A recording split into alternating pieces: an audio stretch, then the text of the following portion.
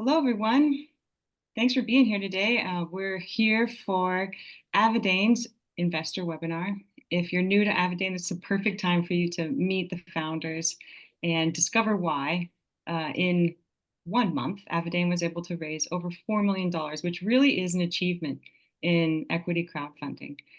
So they don't have a whole lot of space left in their raise. But if you're interested, Brad and Phil are here to tell you all about what makes graphene so promising for the future and really could be transformative for a huge range of industries. A couple of little quick housekeeping items as we're getting started here. We won't be using the chat function below. Instead, when you have questions, because at the end we will have a Q&A, I want you to use the Q&A button. So you can add your question at any time, and we'll eventually get to answering them. And let's see, other than that, what else do you need to know? Oh, yes. This is an SEC regulated investment opportunity, which means that there are certain things we aren't allowed to talk about today. That includes things like forward-looking statements, sales projections, deal terms like the share price. You can go over to Net Capital and you can find out more details. I'll be adding the link to the chat. I think that's it though, Brad. I think that's everything people need to know as we're getting started. I'd like to turn it over to you to talk about who you are and how this all got started. Sure, great. Well, thank you. First, you did forget one thing. That is our marketing guru, Abby Carr, who was just talking. And Abby is part of the DNA team, Digital Niche Agency, which we rely upon as one of our real important partners in this crowdfunding raise. And so Abby's the one who works day and night putting all of this stuff together.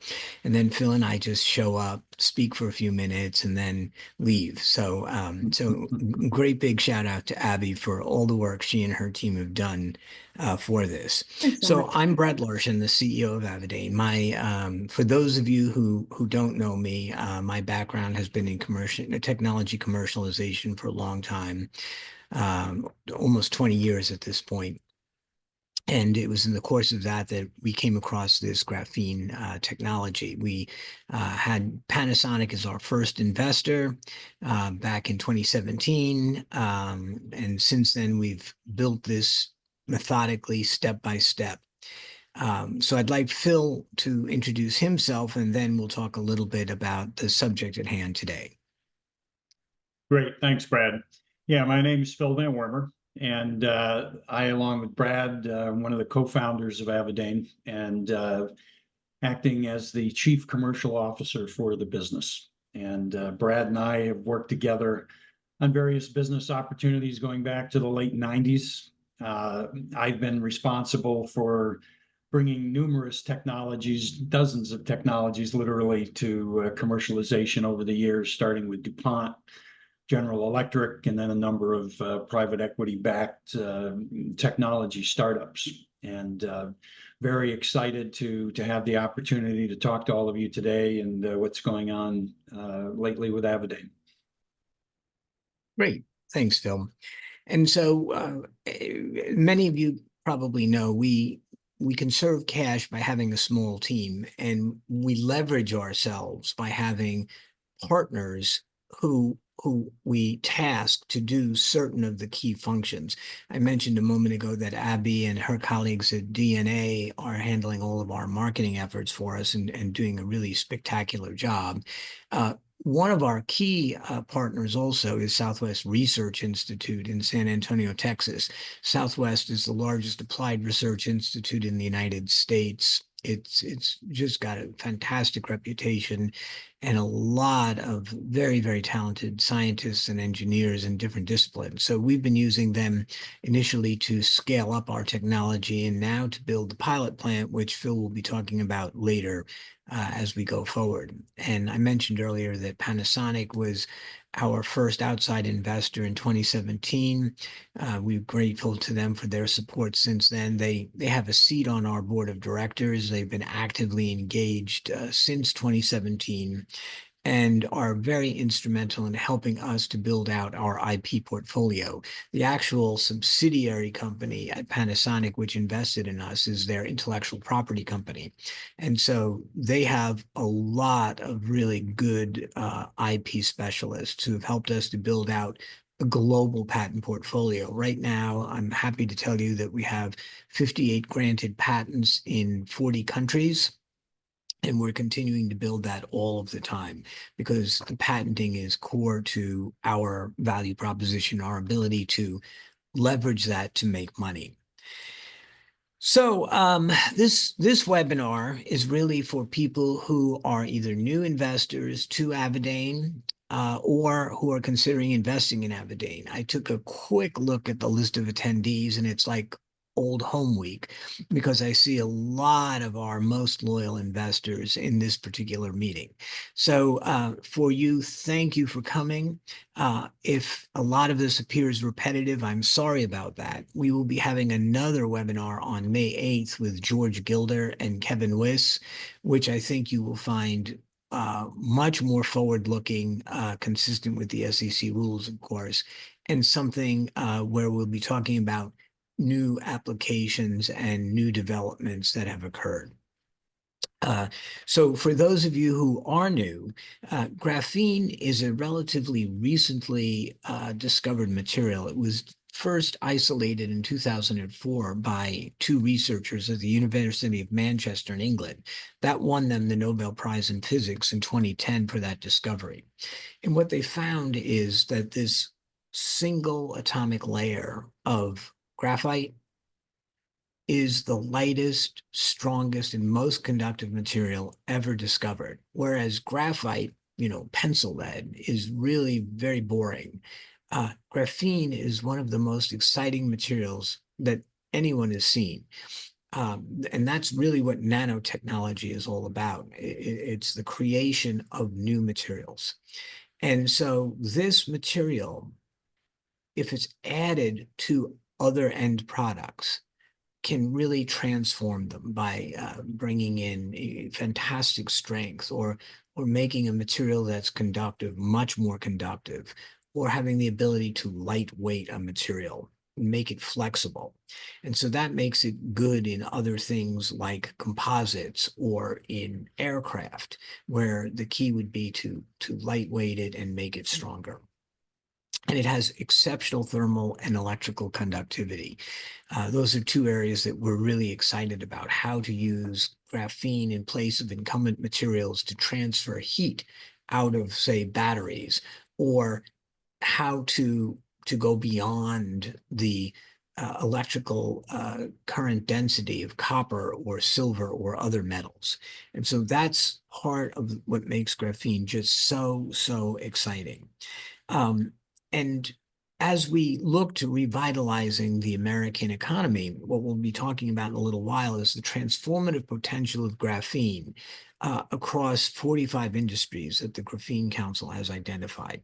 And so we'd like to talk a little bit about that. So we believe that graphene can be the defining material of our age, just like the Stone Age was such a transformative event for mankind, or the Steel Age, or the Iron Age, and the Silicon Age, the last of which is plastics. Plastics really changed the world, and we think graphene is on a trajectory to do that, really starting now. I think we're really at the beginning of this transformation. So having said all of that, I get the good part, just talking in the high points, the headlines, the teasers, and then I turn it over to Phil to talk about the meat and potatoes. So Phil, over to you. Hey, thanks, Brad.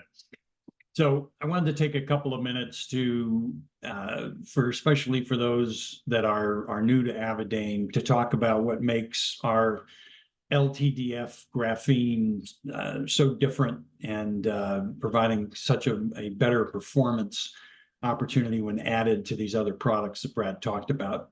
Could you pull up a slide, Abby?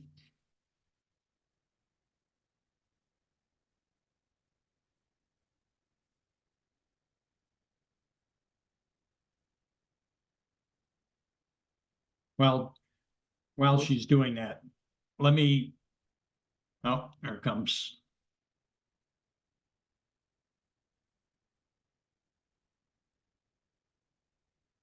So as a number of you have heard me talk about before, there's really three key characteristics that define the performance potential of graphene. One is the large surface area. Second is the number of atomic layers or thinness. And the third is the relative amount of defects. And I'm going to speak to each of these briefly. So there's hundreds and hundreds of companies out there that purport to be selling graphene. In fact, quite a large number of those are actually different forms of graphite or graphitic materials, including nanoplatelets. The industry at this point has pretty much all agreed that in order to be considered graphene generally, it needs to be 10 atomic layers or less. And so if we focus on the remaining companies that are producing graphene that are 10 atomic layers or less, if you look in the bottom left-hand quadrant there, the majority of these graphene products are less than a micron in size, and many average more like 200 nanometers. And for reference, there's 1,000 nanometers in 1 micron. So Avadain, by comparison, our surface area is 25 square microns. And when you compare that to a few hundred square nanometers, you're talking about orders of magnitude larger size of the graphene flakes. This is extremely important for mechanical strength when you're looking to improve mechanical performance of products. It also is very important in enhancing conductivity because the larger the flakes, the fewer connections you have between flakes in the matrix material, which enhances conductivity as a result. And I'll talk more about that in a moment. So this slide is really to just help you appreciate the graphene families relative to atomic layers and surface area. And Avadain, our LTDF material, is the only material that is less than 10 layers thick. We average roughly 5 atomic layers. We're by far the largest flake size at roughly 25 square microns. And we also have the best defect performance. If we go to the next slide, I'll give you a few examples of why that's important. So in the upper right-hand image, that's what a pure one-layer graphene looks like. So those are 6-ring carbon bonds in a pristine two-dimensional layer. And when we're talking about 10 atomic layers or less, we're talking about 10 of those layers or less. And so you can see at the bottom the various types of graphene and the level of thickness that we were referring to in the previous slide. But when you start to look at graphene oxide and the reduced graphene oxide, you can start to appreciate what we're talking about in the context of defects. So you can literally see holes in the atomic layer. Those holes are a result of an aggressive process required to produce these graphene and reduced graphene oxides. Each of those broken rings, if you will, are areas of weakness. Those gaps can become a problem in terms of both conductivity and mechanical strength. And it's a little hard to see here, but you can see red areas in those, and those represent carbon-oxygen bonds. So the other challenge that you have with the majority of graphene that's produced today is a high proportion of carbon-oxygen bonds. And those bonds are pretty unstable, and they're also prone to degradation. And by comparison, when you look at the graphene that we're producing, we're essentially defect-free. We have literally absence of carbon-oxygen bonds, and we don't suffer from the surface defects that can impact on mechanical strength or conductivity. So if you go to the next slide, so what you're getting as a result of Avadain having the only combination of large, thin, and defect-free material, that's what LTDF stands for. You're getting orders of magnitude better mechanical performance and conductivity, both thermal and electrical performance, given that combination. And today, as we look at the hundreds of companies claiming to make graphene, as best we can see the market today and the suppliers, we're the only ones able to offer this combination of properties. And it does, by orders of magnitude, enhance the performance of graphene when used as an additive to improve products.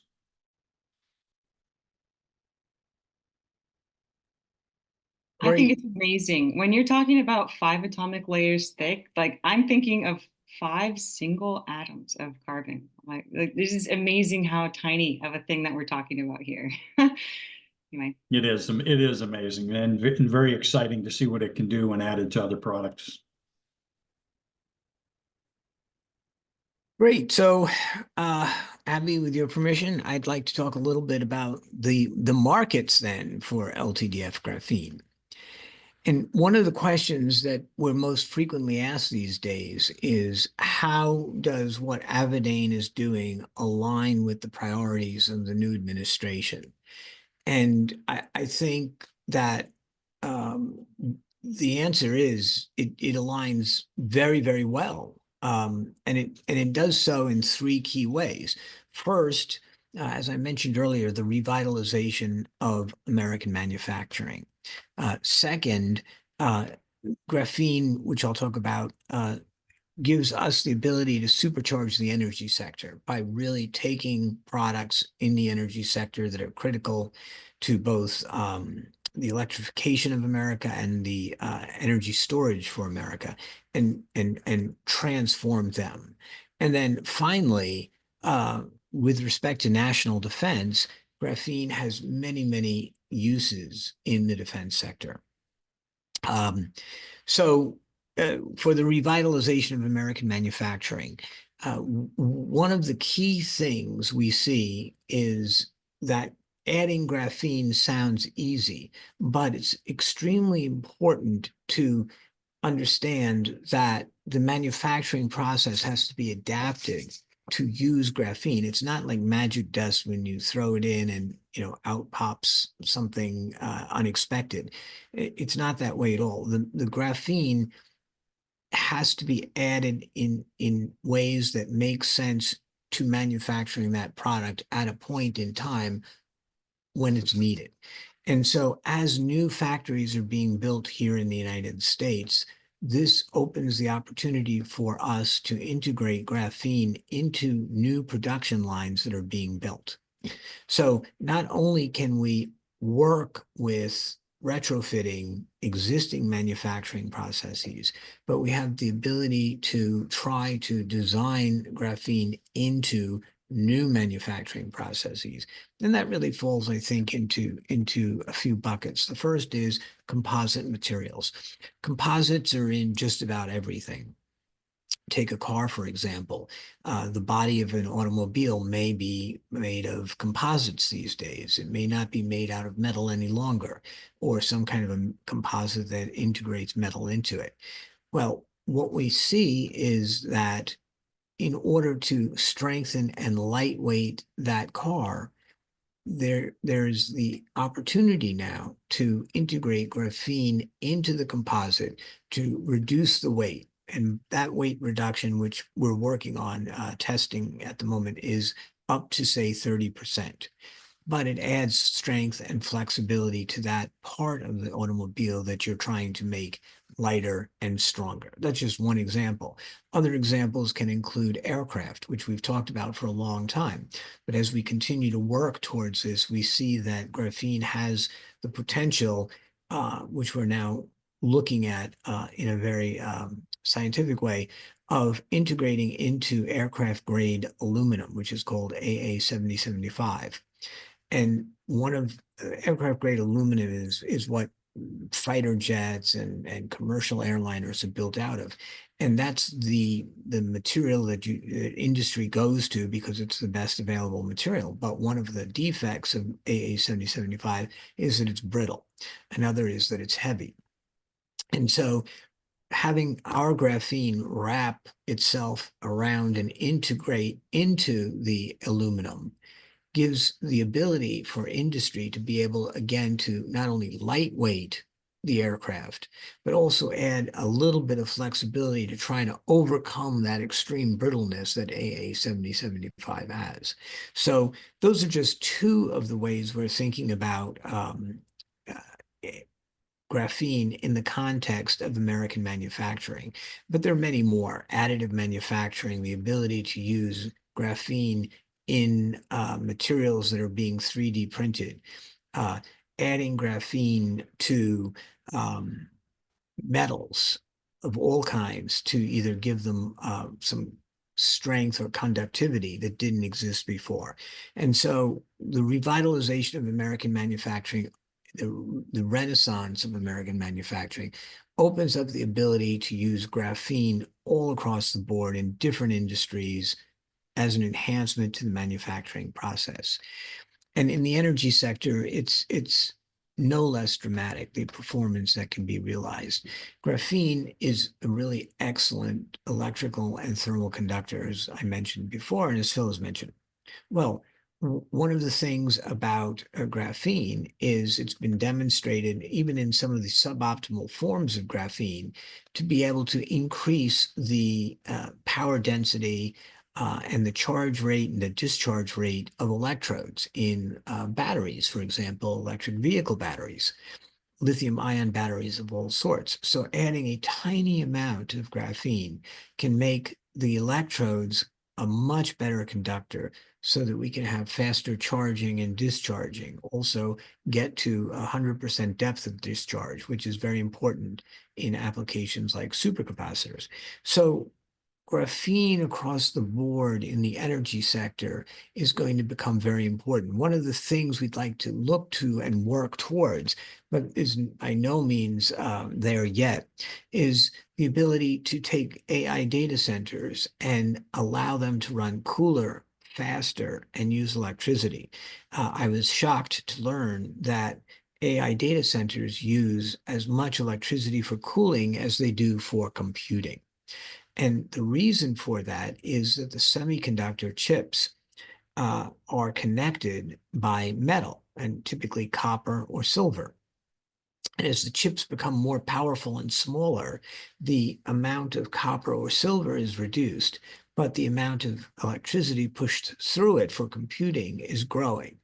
And the result is there's a lot of resistance that's beginning to occur in those semiconductors, electrical interconnects. So the weak point now in an AI data center and where most of the heat is generated is the connections between these chips. And so the days of metal are limited. At some point, metals like copper and silver have to be phased out if the AI data centers are going to really reach a new level of performance and electric efficiency.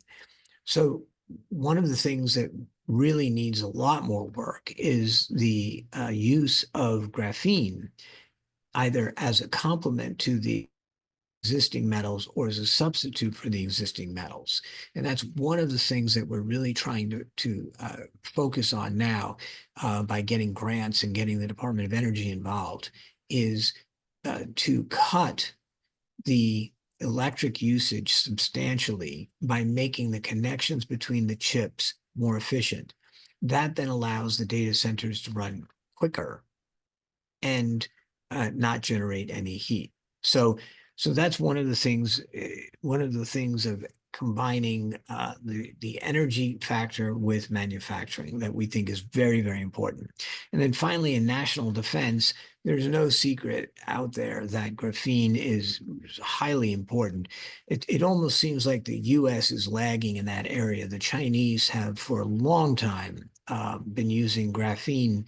They use a very suboptimal form called graphene oxide, typically in their performance, in their defense industry. But graphene can be used across the board. The the Z-10 attack helicopter in China, which bears a remarkable resemblance to the Apache attack helicopter, uses a ceramic graphene composite as body armor, as armor for the helicopter.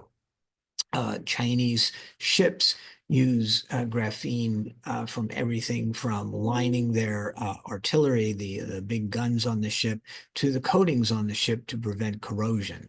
And so the Chinese were early adopters, really first movers in the defense area.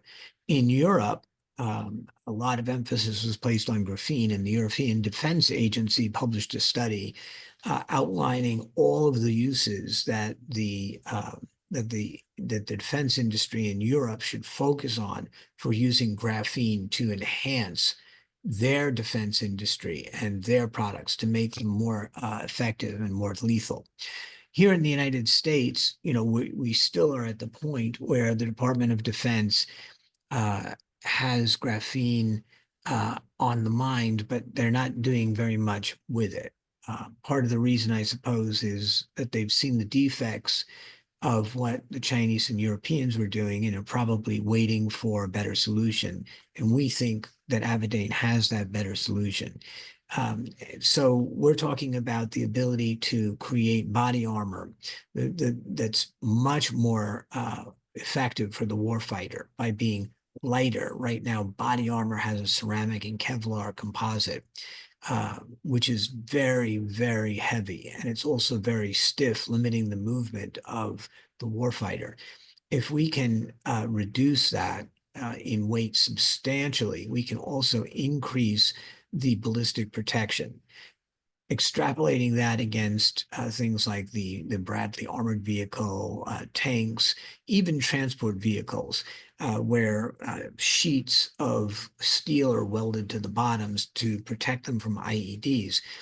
We can have a new way of thinking about graphene being integrated into the metals and the coatings for these vehicles to make them more effective for the warfighter and much, much less heavier, all the way over to antennas.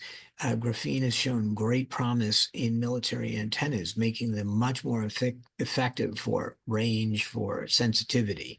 Sensors of all sorts can be used in the military area. Drones can be made lightweight, much, much less heavy, so that they can have more time in the air, which is the key for the military, having those drones forward deployed as much as possible.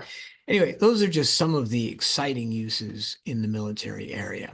So yeah, that's some of the potential of graphene. And that's really just you're talking about the priorities for the current administration, but I know we've talked in the past about how broad applications could potentially, I guess, just like you were saying at the very beginning, it's all sort of similar to how plastics transformed our society really in the last few decades. Okay, so we have a couple of questions that have come in. I know we're not quite finished with our presentation yet, but I really wanted to encourage anyone, if you have questions, now's a great time to start adding them to the Q&A button down below. And yeah, we're going to be shifting over to the Q&A pretty soon here. Brad, I know you have a few more things to talk about. Sure. Well, maybe we can kick it off to Phil to talk about our business strategy. Yeah, so the fundamental business strategy for us, which is, again, really different and unique in the industry right now, is we're focused on licensing our technology.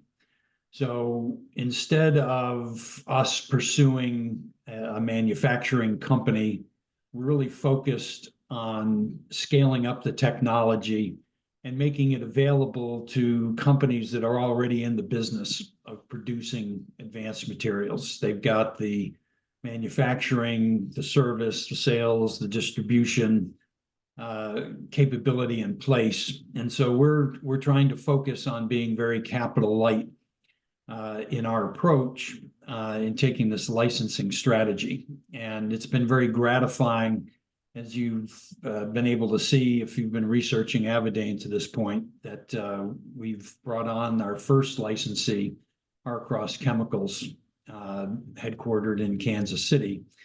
And we're in the process of getting a pilot plant built, which will be shipped to Harcross so that they can begin to generate significant quantities of material to support all of these application developments that Brad just talked about. And if you want, Brad, I'll provide a couple of updates on the pilot plant. Sure, that'd be great. So I know there's a number of investors that are keenly watching our schedule on that.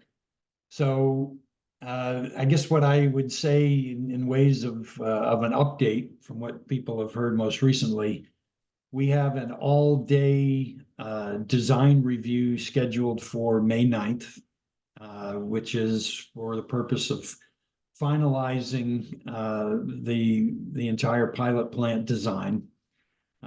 It'll be comprised of both Southwest Research Institute, which has been doing all of the testing and scale up and design work at this point.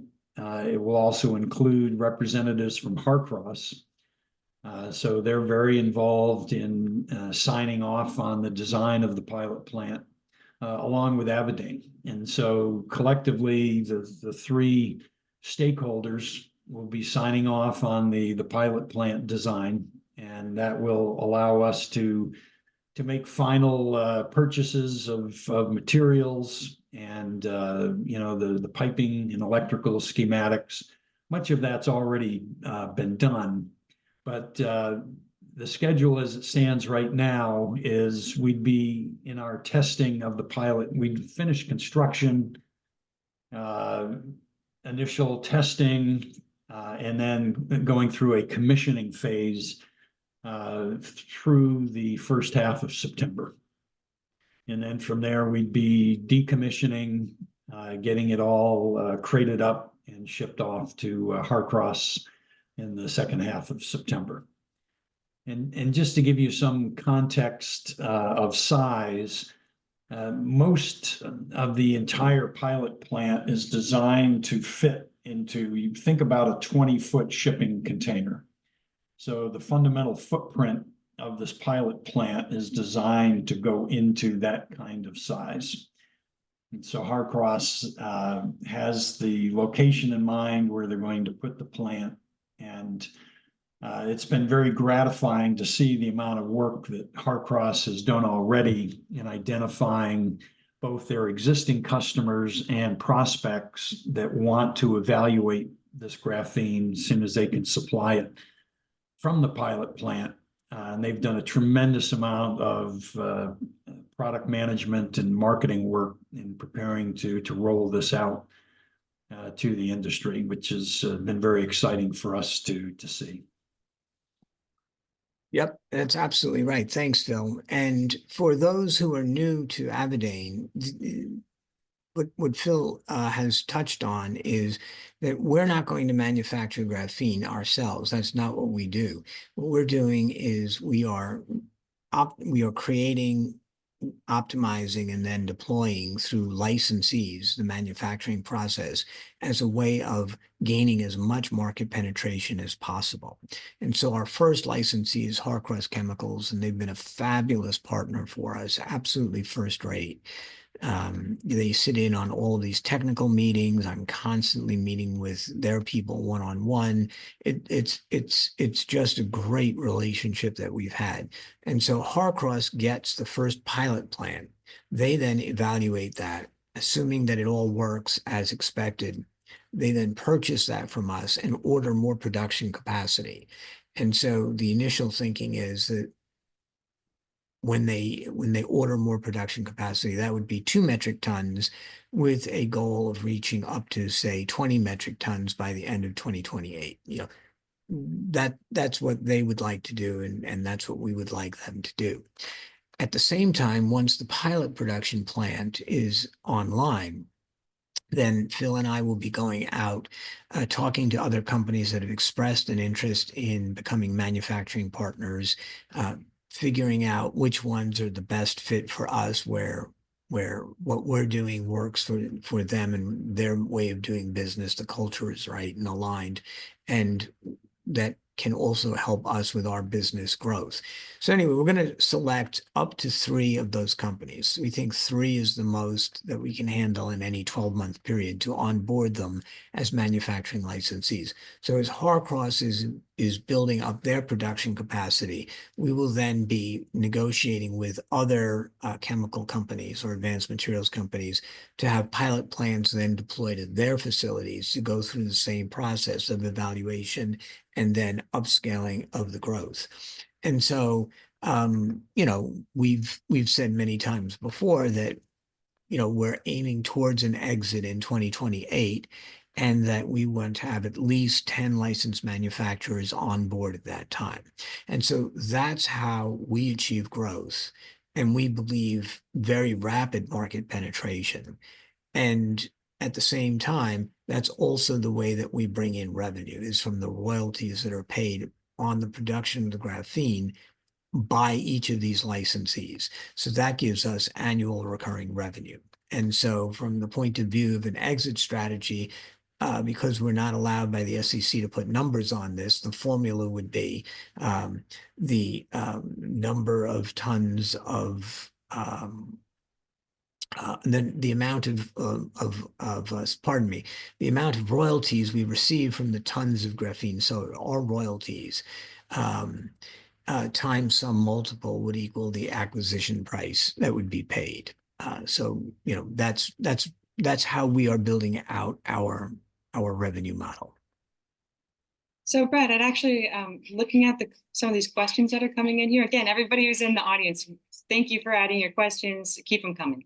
I think we might actually need to take a higher level look at your licensing model. The question is the process patented? And I also was hoping you'd touch on your end use licensing model.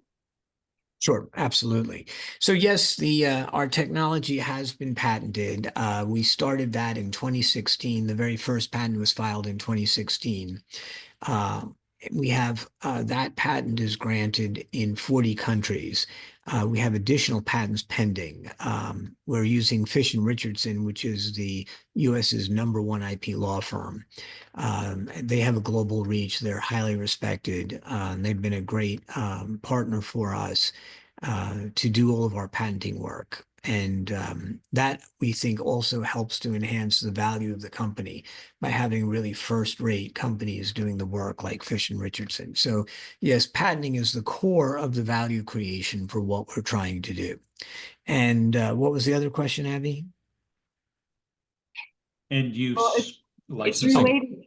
related to licensing, right? Because I know there's a lot of anticipation around the manufacturing partners that you're working toward, but I'm also seeing questions about end uses, right? So there's a question here about has Avadain been in talks with chip companies like NVIDIA? And so I was hoping you'd speak to kind of the licensing model on the 2 tiers. Sure. I'll start, and then Phil can correct me and clean up the mess that I'm about to make.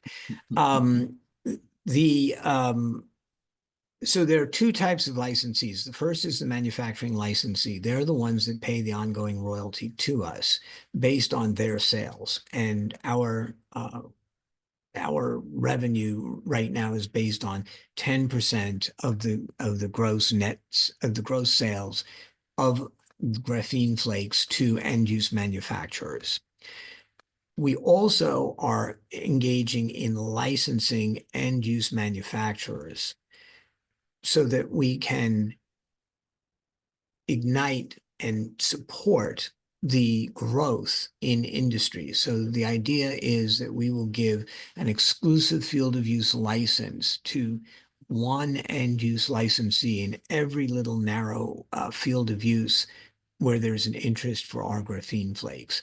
And the idea there is that justifies the end use licensee the person who's creating the product to invest the time and resources to incorporate graphene into their product, make that upfront investment, and then have a period of time where they can enjoy the exclusive right to use our graphene for that application. At the end of that exclusive period of time, and that varies on a case-by-case basis depending upon the industry, then their license converts into a non-exclusive license, and we will then license everybody else in that field. So we have continued and methodical growth in the market as one of the ways that we're getting our graphene out there and the sales to increase in a sustainable and supportable way. All right, I'll stop there and turn it over to I had Phil a and see if follow-up there's anything. question to add on to that, and the Okay. question is, do you currently have other licensees pursuing your process? And to remind you also, the first question was, have you talked to companies like NVIDIA about chips? Okay, thank you. So we need to divide this. At the end of the day, it's up to the manufacturing licensees who they want to sell to, because they're their customers. They'll set the price, they'll set the terms, they'll divide up how much of the production they want to sell. So that's up to the manufacturing licensee. And of course, they are very incentivized to sell to the highest value application possible and as much graphene as they possibly can produce. So the market efficiency there works well, and we think that that's a good model for us to have. As I mentioned in my remarks, applying graphene as an electrical interconnect between semiconductor chips, that is a very involved process. And that's something that we'd like to start the work on and start that process. But that's not where the low-hanging fruit is. The low-hanging fruit is really in a variety of things like composites, car parts, things, very big mass production things that are not very complicated for the application of graphene, that do not require years and years of testing or industry standardization or anything like that. So we are working very closely with Harcross Chemicals, and they are prioritizing their preferred sales so that they can sell as many as possible without having any impediments to the application, and then continue. Things like lubricants, that's another field where graphene can have a very, very straightforward and immediate application. But anyway, Phil, would you like to add anything to that? Yeah, I would just emphasize the point that Harcross is in the process of prioritizing who they want to go out to the market with, not only by application, but by target customer. Part of the benefit of this end-use licensing model is it also incents early adopters in terms of making the investment to help differentiate themselves in the marketplace through the use of graphene. So that's a big part of this end-use licensing strategy. And a key, again, in terms of managing the markets, is to make those fields of use as narrow as possible. So they're not broad fields of use that would restrict market opportunity, but they're very thoughtful and narrow fields of use. And so really, we're in the process of putting this plan together, and it really ties into when the availability of large quantities of material are going to be available from the pilot plant. A number of these customers are asking for very large, they want to know that we can supply pretty large quantities of material before they commit to a very lengthy and expensive development project to commercialize one of their products with our graphene additive. So it's an iterative process, and that's where I think that's the best description of where we're at right now. I know you've had a lot of interest over time from companies wanting to get samples. Another question here is, when do you think you can start getting contracts to bring in revenue? I know you guys kind of touched on the timelines, and also what kind of interest do you have from companies out there? Sure. Well, there's a lot of interest from companies, and there has been, and that is just growing astronomically. As graphene is taking off as a material really around the world, what we're finding is that graphene oxide, which is a very low quality form of graphene, is great for things like road construction or building, buildings. Um, and companies are beginning to understand that different graphene family materials fall along a continuum of performance, like that slide Phil showed earlier. Um, and so companies are now conscious of the fact that they need a higher quality graphene if they're going to use it for high performance purposes. So the number of companies that keep looking for samples, for data, for cooperation from us continues to grow, and it's going to grow all the time. Um, the first part of that question was contracts. Well, we have our first contract with Harcross Chemicals, and they are as keen as anyone could possibly be to get into the production of graphene. And so we need to do it in a way that is a prudent growth pattern, although both Harcross and Avadain want to push that and as quickly as possible. But we can't do it in a way where they fall flat on their face because we didn't take all the steps necessary to get to the right point. And it's very frustrating for all of us, for Harcross, for me, for Phil, to have to go through that. But on the other side of that is just a phenomenal business opportunity for us. And having been at this already, basically 9 years, we see this as light at the end of the tunnel, and it's very close, as a relative thing. So the first contract is signed, and when do we expect revenue? I would say going out there next year. From this. Phil, do you have a different sense?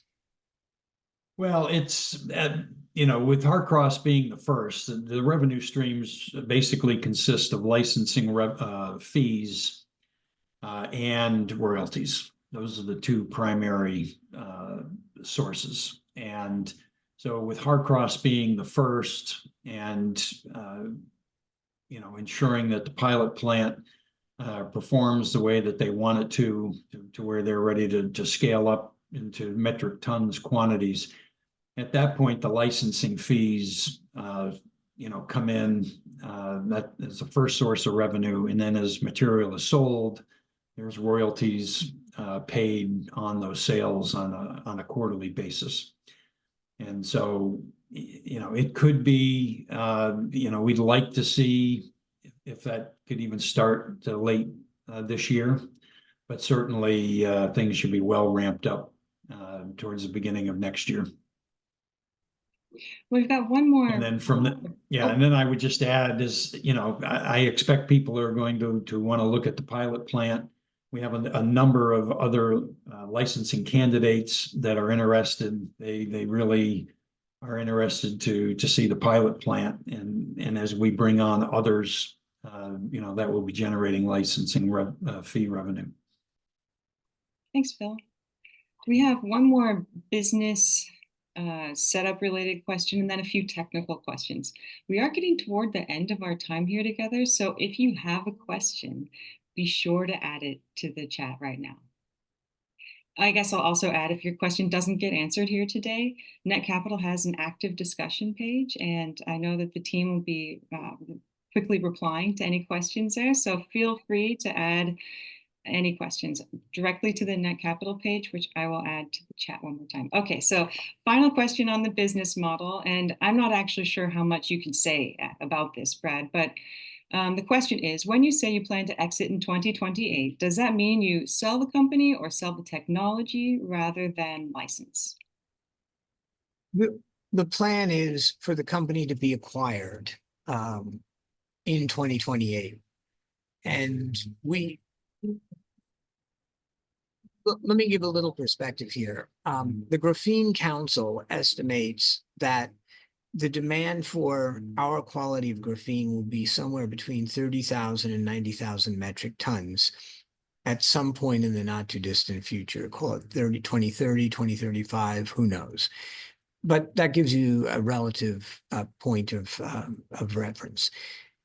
We're talking about Harcross maybe having 20 metric tons of capacity in 2028. And so if we had 10 manufacturers with 20 tons of capacity, which just for the sake of reference, that's 200 metric tons compared to a demand of 30,000 metric tons to 90,000 metric tons. And so we've always foreseen that a company who is very large and either in the chemical industry or used to scaling technology will then see us as a good target for acquisition because we've proven all of the basics of the business. We've proven the market, we've proven the technology, we've got the patents, we've got customers, we've got end users, and there's demand. So that makes us a great acquisition target. That's what we're working towards. And then that company would then put its own people in place to grow from, whatever that may be, 100, 200, 300 metric tons per year to 30,000 metric tons per year. So we can obtain hopefully a really good exit price for our investors.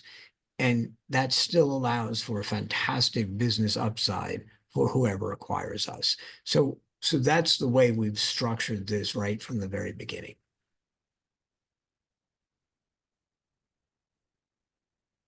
Okay, so I think we can switch over to talking about a couple of technical questions. The first one is, do you anticipate your technology allowing flakes to grow beyond the average 25 square microns that you're getting now? And technologically, do you need that to achieve the performance that you're aiming for? Does that make sense as a question? So the questions make sense. They're somewhat futuristic, if you will. We're focused right now on trying to create a very consistent, reproducible process that we can create a very tight set of production specs around for purposes of supporting product development. I think it's certainly possible down the road that we could get into larger flakes. We can be looking at perhaps different sources of graphite down the road that could impact on that. The thing that people have to also appreciate is after we exfoliate graphite, the other key aspect of this process is turning it into a dispersion. Most of our end use customers are looking at or require the dry graphene flake to be put into a dispersion, whether organic or an aqueous dispersion.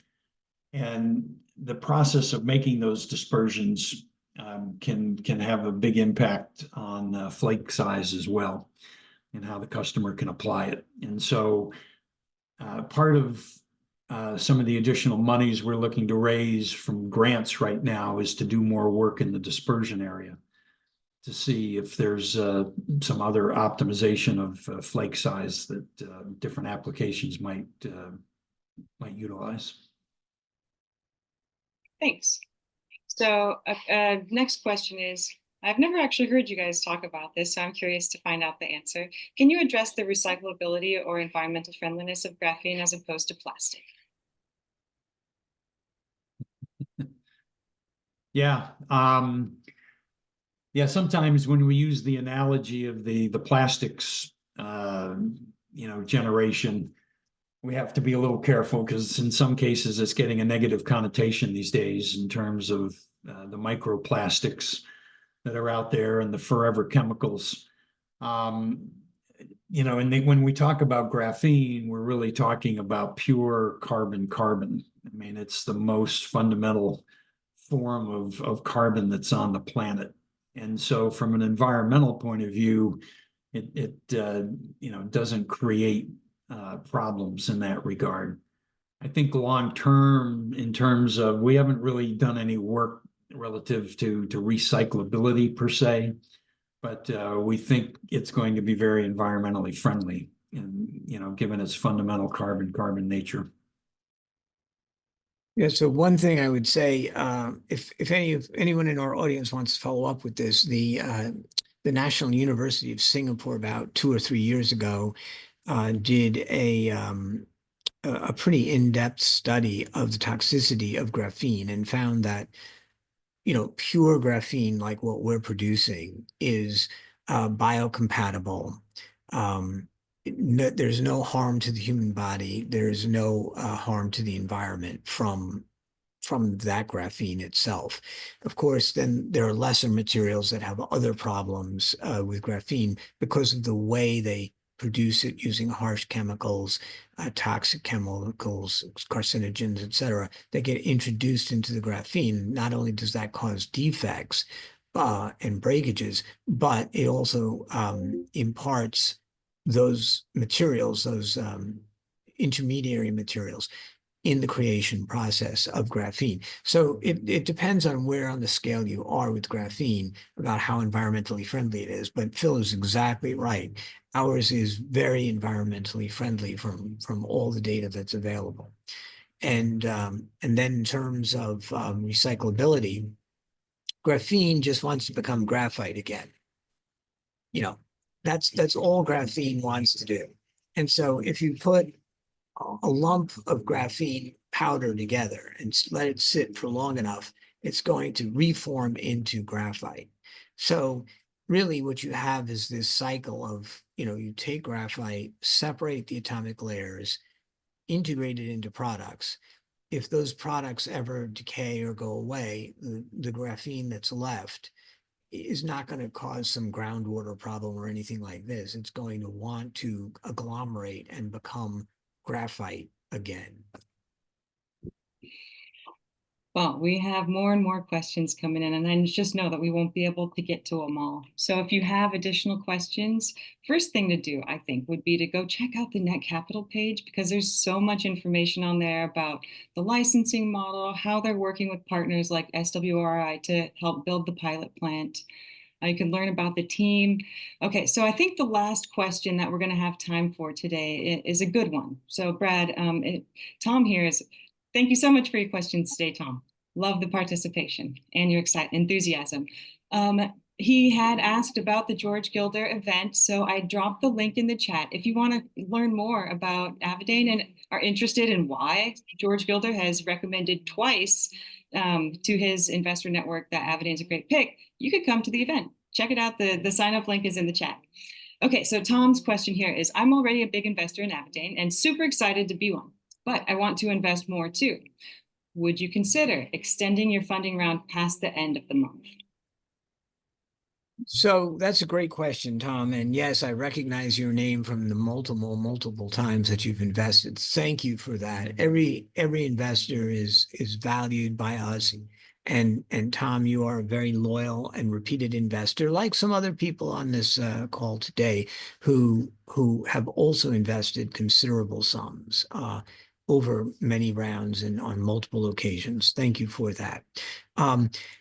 We are limited by the SEC, and we can only raise $5 million in any 12-month period. And so it's not a question of May 30th. I would be very surprised if we didn't hit the $5 million cap well before May 30th.